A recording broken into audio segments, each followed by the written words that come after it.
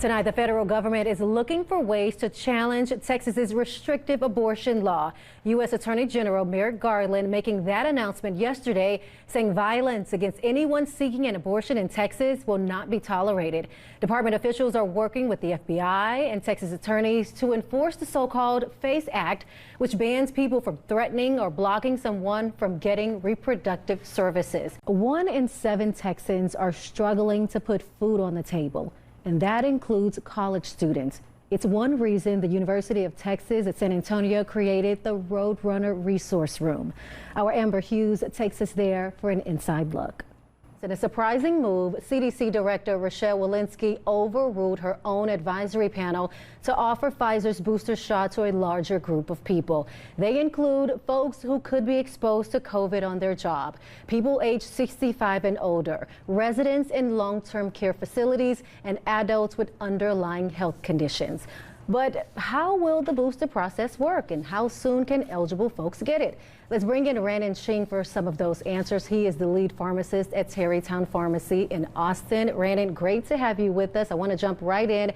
Has your pharmacy started giving out booster shots, and if so, what's been the reaction so far? Video from a San Antonio airport where Haitian migrants were taken today.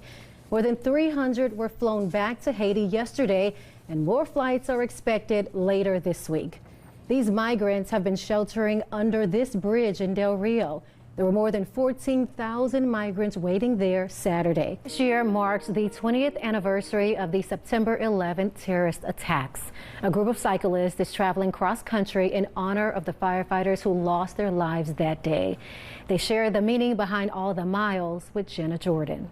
Well, another week, another close game for the unpredictable Dallas Cowboys, but this time the ending was cause for celebration. Yes, it was. After a loss on opening night to Tampa Bay, Dallas bounced back with a field goal victory Sunday against the Chargers.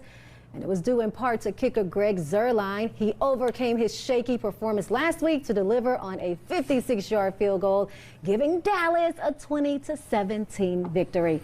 The Cowboys will look to get their second straight win next Monday when they take on division rival, the Philadelphia Eagles. And I know you're going to be so pleased when they win another game, since you're such a big Cowboys game. One game. I'm just glad that the head coach didn't blow it with his mismanagement of time. I knew you yesterday. had something to say about it. I knew it. It's a win. It's always fun. Thanks so much for joining us for this hour of Spectrum News 1. How do we heal today and the days moving forward?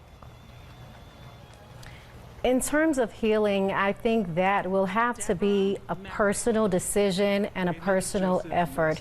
You heard Gloria talking about the controversy in terms of how the community is going to move forward in remembering the lives lost on 9/11. But I think each of us has to make a decision and be challenged considering what comes next for us. And I think each of us has to take time to reflect on that fateful day and how it impacts us personally. I think we also have to honor the lives lost and those for whom their lives will be forever changed. Along with that, I think it's important that we actively participate in ways of keeping American lives safe. I also believe that we do have to teach future generations the significance of 9/11 and how it continues to affect our lives. 9/11 was a unique disaster. It occurred on live television. They targeted American businesses and governments, and it claimed the lives of everyday people doing everyday activities like boarding a plane, taking a flight, going to work. So for a lot of people, it was hard to wrap their minds around what happened. There was a RAND survey shortly after 9/11 where they found that 44% of Americans were experiencing symptoms of extreme stress. Those in New York City, it was 61%. But in the days and weeks and months that followed, for the most part, people begin to feel hope again, begin to feel a sense of resilience again, rebounding from the trauma of that day. There were some individuals who did experience post-traumatic stress, not wanting to be in large groups like Gloria mentioned earlier, not wanting to get on a plane, looking for exits, checking around themselves. But for most people, believe it or not, we're gritty, you know, we are hardy, and though it pains us and though it is a tragedy, we have the ability to rise above traumatic events. It's just the weight, I guess. The weight kind of hurts just a little.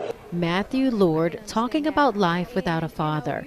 The Sealy High School senior says being raised by a single mother has been tough, but it hasn't stopped him from pursuing his goals, including going to college. It's just I knew I was going. I was determined. I knew it was going to happen. And it's happening, thanks in part to the Brothers in Arms Scholarship for young athletes raised in single-parent homes.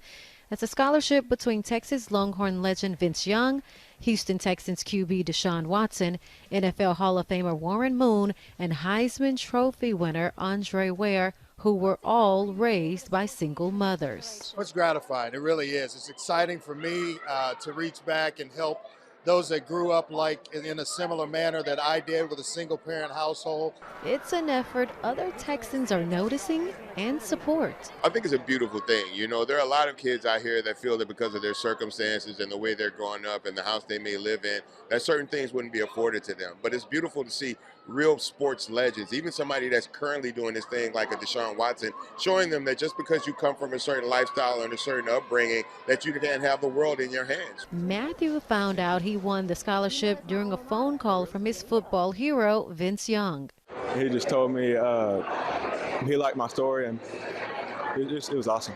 Matthew and two other recipients received their scholarship at the 3rd Annual Houston Sports Awards, where supporters celebrated and recognized Texas talent and inducted Olympians Mary Lou Retton, Rudy Tomjanovich, and Carl Lewis into the Houston Sports Hall of Fame.